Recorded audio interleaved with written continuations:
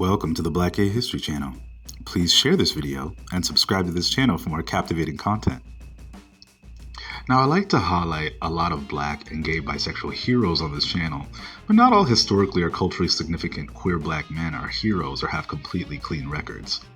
Many black queer men have ended up in jail, prison, or discovered another part of their sexuality within the prison walls they may have not had experienced before entering.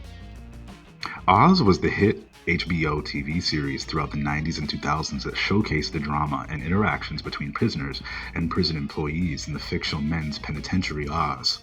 As we've discussed in previous episodes, all male spaces will always attract and maintain same sexual encounters, but in prison, many men's worst attributes can be exacerbated in such a tense environment. Though we are introduced to numerous complex characters throughout the series, one of the most notoriously scary, but also questionably queer black characters on the show was Simon Adebisi, played by Akinwumi Agbaje.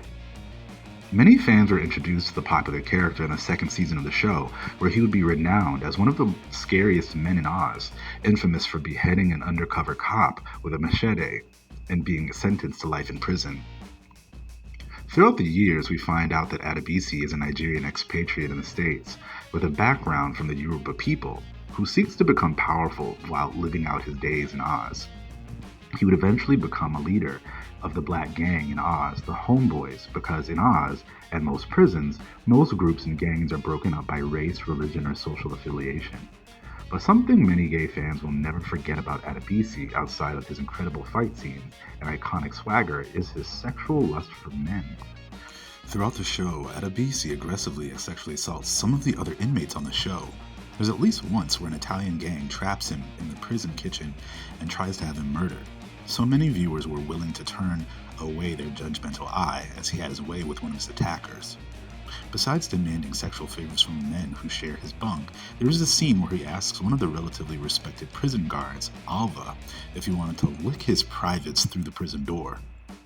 Adebisi hits on many of the women who work as staff on Oz as well, so it's clear Adebisi's sex drive is bisexual and of course problematic.